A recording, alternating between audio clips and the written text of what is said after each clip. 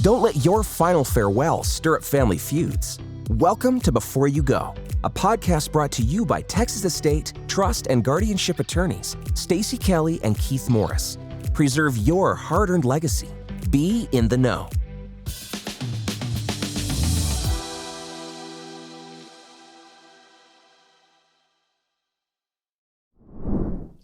Hello, and welcome to episode 3 of Before You Go. I'm Keith Morris, and here with Stacy Kelly, and our first inaugural guest on the podcast, Beth Owens from American National Bank and Trust. And I'm going to let her talk about herself a little bit so that we know what she does and where she works. I'm Beth Owens. I am a trust officer at American National Bank and Trust. I'm also a recovering probate litigator that made the transition over to the trust side about 15 years ago. The brighter side of things, the resolution side of things is what I like to tell people. But because of my background in probate litigation, I've been able to come up with some creative solutions on the trust side to help take care of Keith and Stacy's clients in the long run. And we've all known each other for a very long time, so should be an interesting conversation. Before we get started, I want to mention our sponsor that we have for the podcast, which is Mindful Home Ventures. They are an innovative real estate investment team located in Austin, Texas. Their mission centers on providing homeowners with no lowball offers and win-win solutions, prioritizing peace of mind. Their aim is to solve complex problems in difficult real estate situations. They provide a white glove approach to probate estates and trust companies' real estate needs. They utilize their expertise and financing strategies to help homeowners navigate the trust or probate process seamlessly. They will purchase a house as is with no closing costs or repair expenses and offer 20 different probate services, some of which are paying for attorney's fees, rehoming animals, purchasing vehicles, biohazard cleanup, moving services, and estate sales, along with a few more. They assist consumers, attorneys, and trust companies with their services all over the state of Texas. You can get more information about their services and schedule a consultation at www.mindfulhomeventures.com or call them at 512-710-0718. I've used them in my practice. I appreciate their professional and tailored approach and highly recommend services. And we will include their information in the show notes. So now we can get on to our topic for today, which is Introduction to Texas Trust Administration and Litigation. And I will turn it over to Stacy. Hi there, people. Welcome to our third podcast. We're going to try to make this somewhat simple, an overview, as Keith mentioned.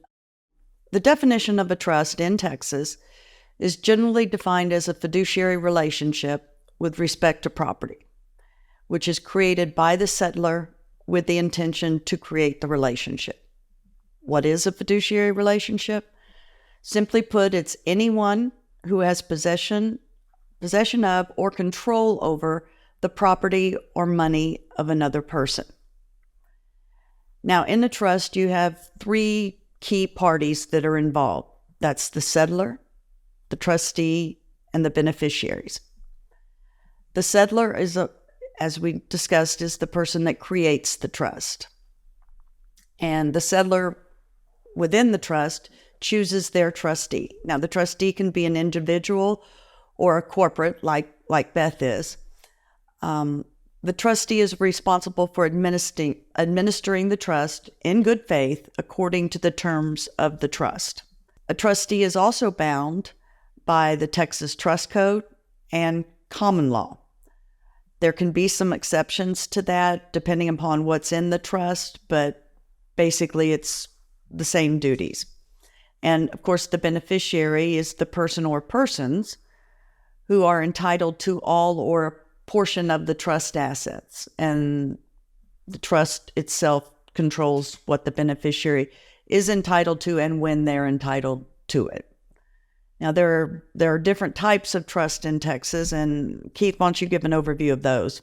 Yeah, so when we deal with trust in Texas, there are some that are created through instruments, trust instruments, some that are created through wills, and some that are created for a specific purpose. And so, the first is one that you'd usually go to a lawyer during your lifetime to set up would be either a revocable or irrevocable trust. So revocable trust, as the name implies, is a trust that can be changed by the settlor or a designated person, depending on how the trust is structured. And, the settlor, as Stacy mentioned, is the person that creates it. The trustee is someone like Beth or an individual that would administer the trust, and the beneficiary is the person that receives the assets or the benefit from the trust. So in a revocable trust, the terms of the trust can be changed or revoked over time. An irrevocable trust, as the name implies, is very difficult to revoke. In fact, it generally requires a judicial process in order to revoke. Some of the reasons why people set up these trusts is for creditor protection. Also, in the case of incapacity, and I'll let Beth talk about that more later, but an irrevocable trust generally can be creditor protected, assuming that the settlor, the trustee, and the beneficiary are not the same person, because they've determined through case law that if someone has control of those three areas, then essentially it is the same thing. It's considered an alter ego of the person, and therefore doesn't really have any purpose other than benefiting the beneficiary, which is also serves in the other two roles. But if you do an irrevocable trust correctly, that can be one of the benefits. There are other ones, and Beth will talk about those.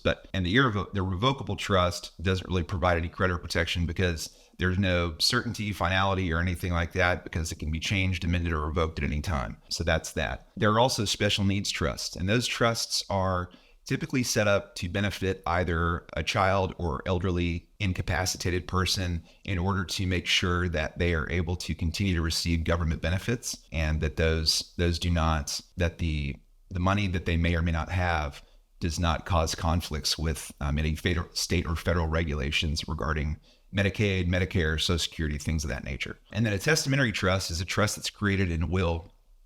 You can include a trust that only is formed at once an individual dies, and then the will would say, I'm going to create a trust for the benefit of my grandchildren, and the assets are to be managed by the trustee that I'm naming herein, and they should receive this much money every year or this percentage. And then the trust terminates at 25, 30, 35, 60, whatever the person who's preparing the will determines. So those are the three kinds of trusts in Texas. And then I will turn it over to Beth to talk about purposes and benefits of setting up trusts.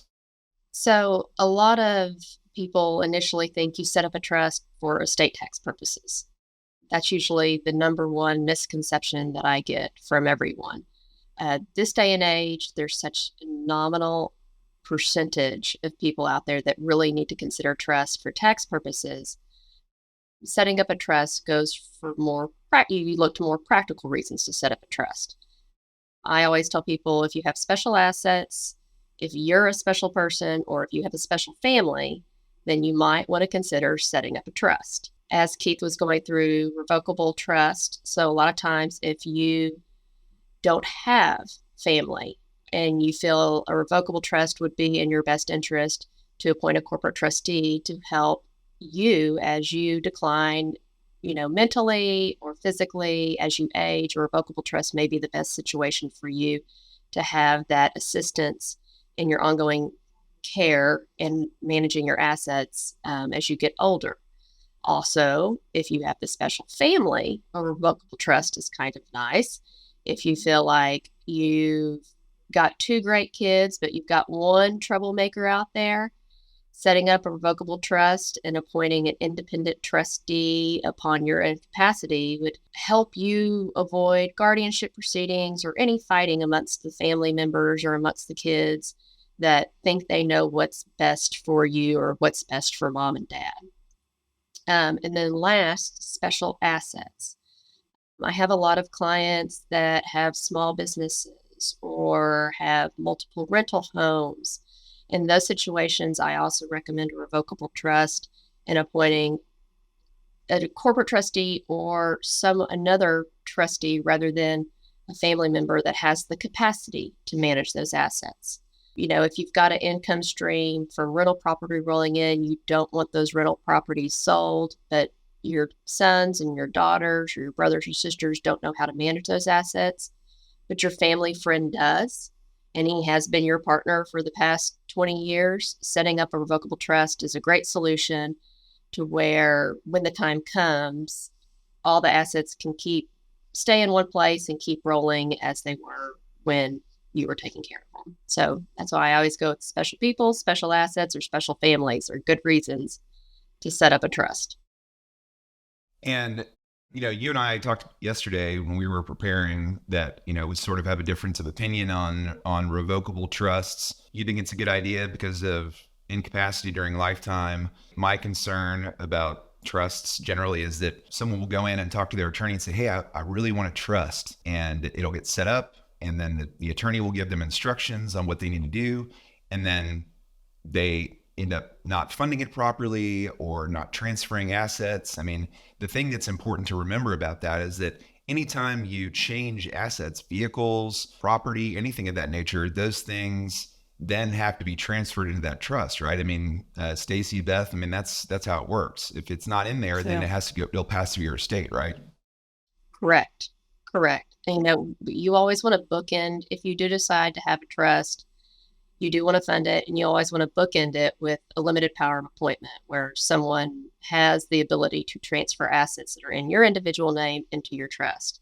That way, not if, but when you forget to transfer an asset into a trust, there's somebody there. And there are some corporate trustees and some banks that will actually serve in that capacity to transfer those assets into trust as well. But that's,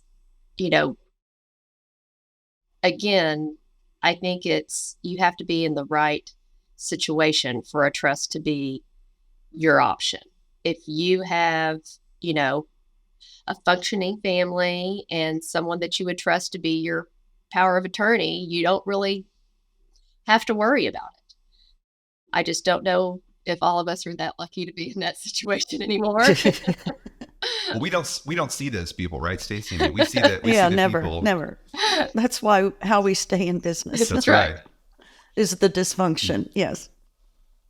So, one of the things that's important to discuss is the roles and responsibilities of trustee. And so, Stacy, tell us about that in terms of, what are their duties and obligations and the rights that a trustee has, whether they be corporate or individual. Okay.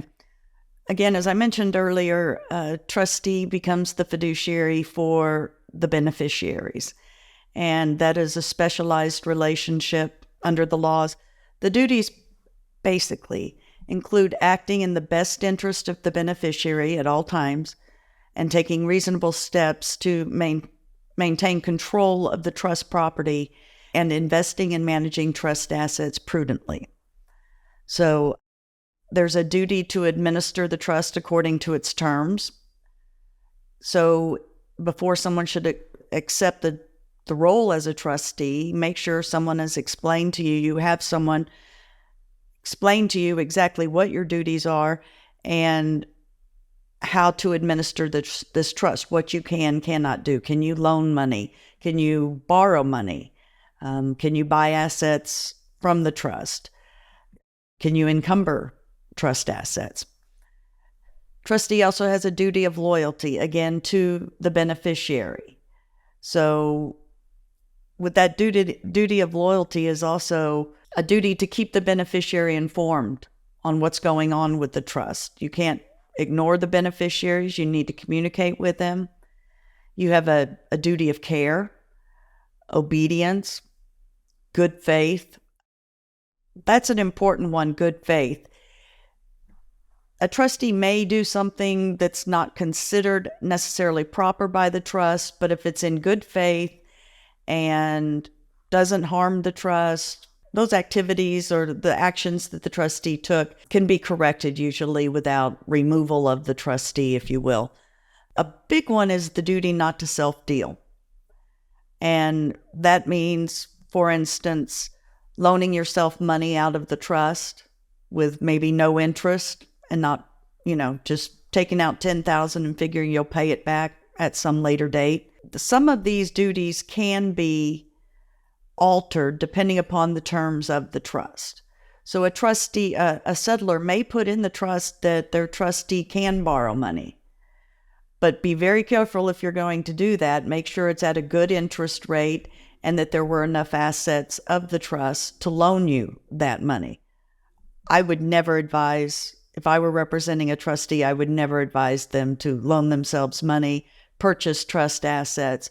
I would stay completely away from the trust in my personal financial dealings. Of course, you don't really have that problem with corporate trustees like Beth. They don't need to loan themselves money or self-deal out of trust.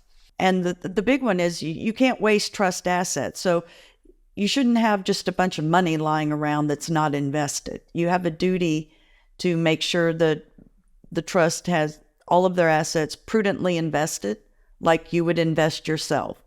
So you probably shouldn't go invest in some startup company that doesn't have a track record of making good money. I mean, you need to invest as you would invest for yourself.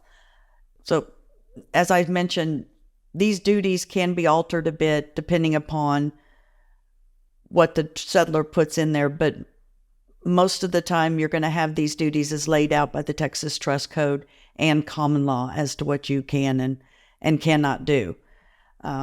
Because Beth serves as a trustee, what are some of the common challenges that you face? Yeah, before we talk, I'm sorry. No, before we talk about that, Beth and I can't discuss details, but a situation that we've encountered recently is, we have a situation where there's a trust that benefits a person, and then there are some remainder beneficiaries, and the beneficiary is making requests that they feel like the trust is not honoring because, one reason or another. But, just because you're a trustee doesn't mean you have to do everything the beneficiary asks, right, Beth? I mean, that's not how that works. Well, and that's where Stacy was going into duty of loyalty. You have a duty of loyalty to all beneficiaries. Yeah.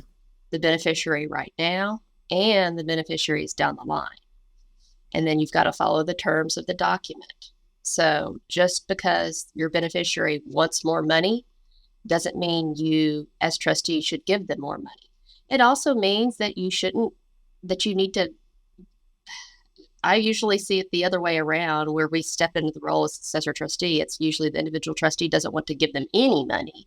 They're more worried about the remainder men, the ones that get it after the current beneficiary dies, than they are the current beneficiary. So it's a balancing act. You have to consider, under the terms of the document, how much should you give the current beneficiary and how much do you really need to preserve for the remainder men. And you can customize that in your trust. You can put your intent in there as well to deal with that. And as a corporate trustee, I love having language in there.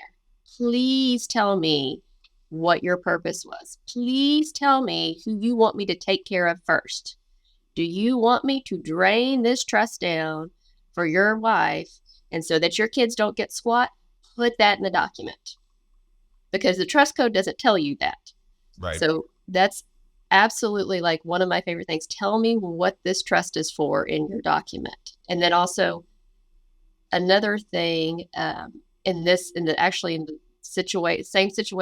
same trust situation that Keith was discussing about dealing with beneficiaries, we also have difficult assets on that one, because we have more than half of the trust is just in real estate. And as a trustee, as Stacy said, you've got a duty to prudently invest. Well, you've got fun little case law out there that basically says you can't invest in anything over 10%. So when you have, over half of the trust in real estate, as a trustee, you need to document why you're keeping that real estate. Is there a good reason for it? And in the same situation that Keith and I are in, the beneficiary doesn't understand why we're constantly having to justify why we are keeping this real estate that's so much of an asset of the trust. And when you're a trustee, if you've got the difficult beneficiaries and the difficult assets, and whether those assets are a large portion of the trust or whether they're just weird assets, nail salons, dry cleaners. I know that blows a lot of people's minds, like what's wrong with the dry cleaners? Well, you've got environmental issues with your dry cleaners, and you've got environmental issues with the nail salon. Those are actually If somebody comes to me with commercial property, that's the first question I ask is, who are your tenants? Because if you got a nail salon or a tire mechanic, there's not enough insurance for me on that one to be able to handle those assets in trust. Plus, those are also notorious for being money laundering outfits, nail That salons. In too. fact, we had a bankruptcy case early in my career where a very famous member of a mob group was laundering money through nail salons in Las Vegas. And so yeah, I mean, that's something else to consider too, is that as the trustee, you're responsible for making sure that no one's pocketing cash out of the cash register and walking out the door with it. So that makes that increasingly more difficult when it's things like that and dry cleaners, which are largely cash businesses, right? And with the environmental issues, the same thing with the money laundering issues, you're individually liable. So as Right. trustee, you have to remember whatever you're managing, most of the time you're only liable within the trust, but IRS, EPA, all those federal agencies can come after you and your bank accounts individually if you do something wrong. So that's kind of the scary part of managing assets in the trust. But I mean, without fail, I find that the most difficult situations are with the beneficiaries and if there's a concentration of assets. And I feel like if you work with your estate planning attorney and really draft around those situations and make it clear, you can avoid litigation down the line. So, Yeah, and the important thing to mention is that like Stacy was saying before, and I want to clarify this with you, duty of loyalty does not mean that you have to do everything that your primary beneficiary says. That means that you are obligated to, within reason and within the terms of the trust, to provide for them in the manner in which the trust allows, but it doesn't mean going outside the terms of the trust to do and be loyal to them in all areas and cater to their every need despite what the situation is, right? there's a big difference between loyalty and catering to their every need. You have to do what's in their best interest. And if the assets are in trust, especially if a testamentary trust where mom and dad set it up for the kids, there's a reason for it. And you've got to think about what's truly in their best interest, not what they want. They may want the brand new Mercedes convertible. They may absolutely want that, but there's a really good pre-owned Ford Focus that they're going to end up with. And I mean, that's just life. It's the way it goes. I've got a beneficiary now that does not understand why we won't make a huge distribution to purchase an RV. Well, I'm not going to make this huge distribution for an RV when I'm worried about this trust lasting for your lifetime. I'm worried about how you're going to eat in 20 years. And so I always tell people I'll give you a no, but you're going to know why I'm saying no. And I'm going to document why I'm saying no. But I'm going to still try to come up with some solution to the problem at hand. Yeah. And that sort of, segues into the next topic, which, is best practices, the two that we've sort of identified are making sure to keep accurate records. And that is, as Beth said, when there are requests made, that you document either why you did or did not approve the request, being as specific as possible.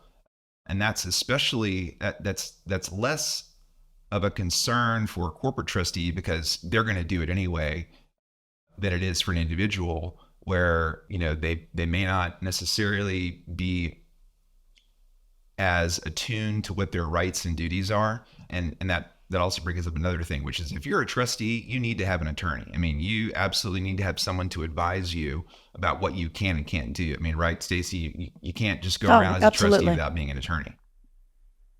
Absolutely. I mean, you're just asking for trouble. Yeah. Because you will end up with an attorney eventually. Yeah. And it may be on the other side. And two, I feel like as an individual trustee, especially if you're the trustee for your brother, your sister, your siblings, you're put into a very uncomfortable situation. And you're no longer brother and sister. You're their financial advisor. You're their bookkeeper. You're the purse strings. And having an attorney involved to say, it's not really my fault. Keith told me to do it, really takes the monkey off of your back. And also it kind of, I've seen situations where attorneys were like, yeah, you really need to spend a little bit more money on your sibling. Like, I understand that you're trying to teach her a lesson, but the reality is you're kind of breaching your fiduciary duty by not paying her rent. So I think having someone that doesn't have feelings involved in the situation as an individual trustee, you have to have that attorney to give you that neutral advice. And, going along with the keeping accurate records, that means documenting why you won't follow some instructions or requests. It also means making sure that you keep good financial records, which again, in the case of a bank is easy. You guys prepare statements and everything else, and those are things, but individual trustees need to make sure that they're using something like QuickBooks or even a spreadsheet, and that they keep every receipt for the expenditures that they have in the event that an accounting is requested, which we can discuss in a few minutes. So there's that. But then, the other thing is, and it dovetails, is communicating effectively with the beneficiary. And like you said earlier, the beneficiary or their attorney contacts you and says, hey, Bob wants a convertible Mercedes. And you say, no.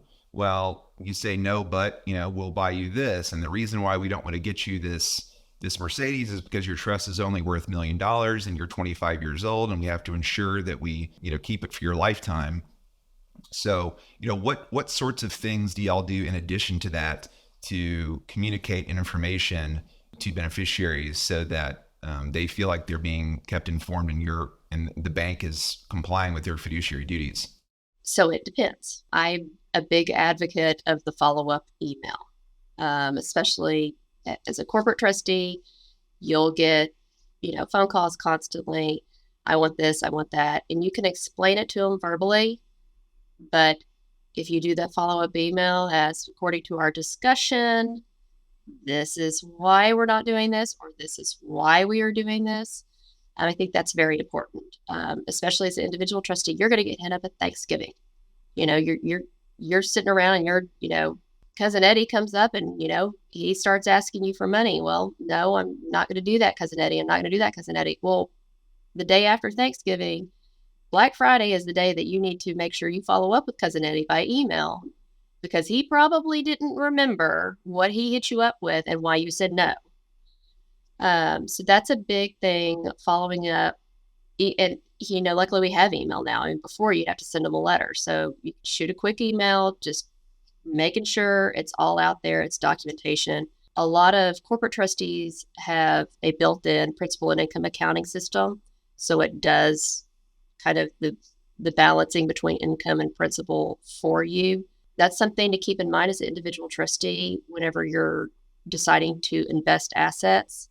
If you go with like a registered investment advisor or another corporate trustee and appoint them as your agent to manage investments, they most likely are doing their statements according to principal and income accounting. That's kind of part of their software program. Whereas a broker doesn't have that ability to keep track of those records. So that's just a little, my 2 cents right there. If you're an individual trustee, make sure you hire a registered investment advisor or another corporate trustee to manage the assets. And keep copies of everything. I mean, get you a good scanner and start scanning in all those receipts. Well, that goes into the beneficiary rights. And first and foremost, a beneficiary has a right to the distributions as specified in the trust. It's the whole reason it's set up, to benefit the people who the settlor wanted to benefit. But that beneficiary, has the right to all this information that Beth is talking about and can view these documents upon a reasonable request, should be able to view the documents.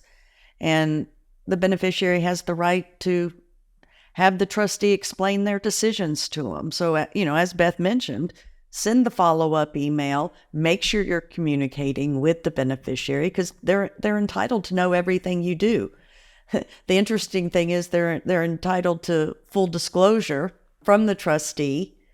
And common law even says if the trustee does something illegal, they have to disclose that to the beneficiary, theoretically. So the beneficiaries do have the right to all information on it and accountings, as Beth was mentioning.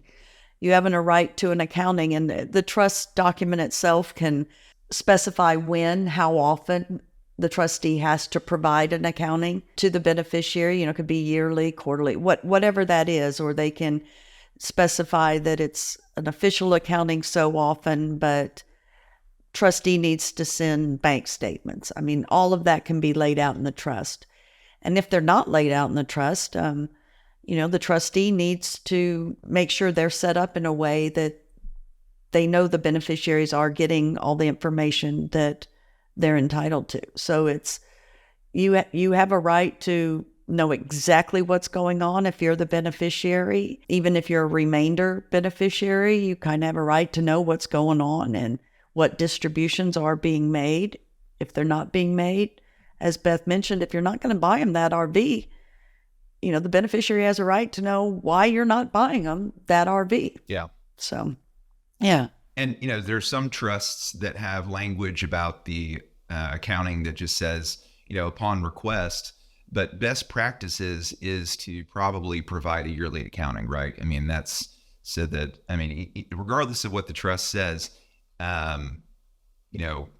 one of those situations where even if the standard is lower, that sometimes going above and beyond is better than letting a longer period of time build up and then have to prepare an accounting that covers 10 years, right, Beth? I mean, that's onerous and very, very expensive, especially if the trust is able to charge the beneficiary for doing those things, right?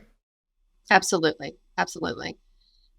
So typically with your current beneficiaries, you need to be sending them statements quarterly, which if you're working with a registered investment advisor or a corporate trustee, their statements will actually have a formal accounting built into it and a recapitulation in there. So that kind of alleviates that issue. And talk to your financial institution. Talk to your investment advisor because they can set up third-party statements to be sent to the beneficiaries. They're not going to do it automatically. So you've got to say, hey, I need to make sure you're sending statements to this person, this person, this person, and here's their address. But that immediately starts the statute of limitations running, and you're already fulfilling your duty to account, duty to keep informed just by your financial institution sending a copy of the statement. And so as far as when a beneficiary feels like they need to challenge a trustee's decision, obviously grounds for challenges would be if the beneficiary believes that any of the trustee violated any of the duties that Stacy described, right? Or that they have misused an asset or haven't accounted timely. So, the first step generally is sending, hiring a lawyer, obviously, or you don't have to and for this step, which is sending a letter or an email to the trustee demanding an accounting. And whenever you do that, make sure that you list the time period that you're requesting the accounting for, so the trustee knows what period of time they need to gather everything up and provide it to you. But, in the event that doesn't happen, sort of the next step is filing a lawsuit or a formal demand in court where the judge will order the trustee to provide an accounting and may, depending on what's found, may result in the trustee's removal, right? I mean, that's what happens. It can. That's a lot of times where we come in. Right. I mean, trustees get removed, trustees get removed or voluntarily resign. And then companies like American National Bank and Trust, where Beth works, gets appointed. And then she ends up being the trust officer for that particular trust. That's kind of where you guys come in a lot of the time in these cases, right? Mm-hmm. And I encourage people, if they feel like they're going to have an issue with one of the beneficiaries, if they really don't, if you're in a situation where you really don't want to be the trustee, but you feel obligated to be the trustee, that situation right there is always ripe for litigation. I don't really want to do it, but I feel like I have to do it. Well, with that kind of attitude, you're just going to open yourself up for liability because you don't want to do it. Appoint a co-trustee with you. Appoint a corporate trustee as agent with you so that they can do the heavy lifting, but you're still part of the whole process. And so that you don't end up having to call your attorney. Right. I mean, that obviates that individual trustee from certain responsibilities by appointing a successor or a co-trustee, especially when it's a bank with someone with a team of people that can provide the documentation and, respond timely to requests and things of that nature. And that allows you just to maintain the family or personal relationship, so that, sometimes part A being a trustee is hand-holding, and maybe the bank doesn't have as much time to do that as an individual would, depending on what their circumstances. So it seems to me, at least in situations that I've seen where there's an individual trustee and a bank serving as co-trustees, that really provides the full realm of services / touchy-feeliness that the beneficiaries require in order to make that relationship successful. And so just as we're getting toward the end, protecting the beneficiary, what things does the trustee do to help protect the beneficiary? And then what things, Beth and Stacy, both of you, do you feel like are things that then, and the attorney needs to do to protect their client who's the beneficiary? So in our role as trustee, our protecting, start talking about money laundering. As trustee, we're protecting the beneficiary from themselves. We're protecting the beneficiary from scammers. We're protecting the beneficiary from their spouse. The prince in Nigeria that wants to, give them $10 million in exchange for their $1 million. Yeah. Yep. I mean, I've got multiple emails from the supposed husband of beneficiaries that I've never seen, never met, and he needs money. And then also, you've got that role to protect their finances, but also as a trustee, you've also got a role to be their advocate or to hire an advocate for them. In a lot of situations, you have beneficiaries that have medical needs, have special needs, and they can't advocate for themselves, and if there's not a family member to advocate for themselves. As a trustee managing the finances, you really need to hire a care manager, hire a care advocate that can help your beneficiary do what's not only in her best financial interest, but also in her medical interest. So, I mean, it's a lot of different roles at the end of the day. You can't just sit back and say, well, she's going to die soon. There's nothing I can do about it. No, you need to get people in there to take care of them. Right. And it's not just doling out money. I mean, we've talked a lot about the distributions. It's not just about doling out money for the beneficiary to buy a car or house or this. Like Beth said, she's got to recognize when the beneficiary may need something else, may need a caretaker in the home, or may need a special needs van or something. So, yeah, it's not just about distributing the money. It's having a relationship with the beneficiary. Yeah. So I think in closing, the important thing is the takeaways are, one, sometimes having a corporate trustee is better than having an individual. And in the case that they need a corporate trustee, Beth, you guys are always willing to step in that role. And if they want to contact the bank, they would go to www.amnat.com, right? Is that the website? And they can find your phone number or someone in the office's phone number there. And also just, if you're an individual and you have been appointed a trustee and you don't really know what to do, call an attorney, seek some guidance. Stacy and I are always willing to help people with that. And sometimes, people call and they're like, oh, well, I don't want to call because the consultations will cost some money. We don't charge for consultations. So if someone just calls and asks questions, we're happy to help. And so if you want to reach out to Stacy or I, you can go to www.theblumfirm.com.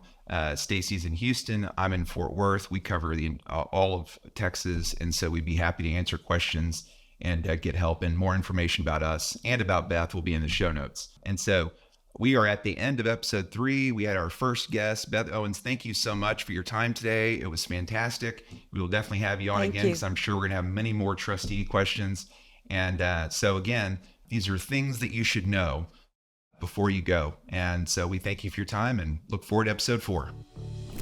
Now, before you go, learn more about how Stacy and Keith can help protect you by calling or visiting us on the web. Links to our website and phone number are in the show notes. The information on this podcast is for general information purposes only.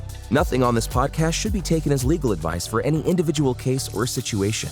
This information is not intended to create, and receipt, viewing, or listening does not constitute an attorney-client relationship.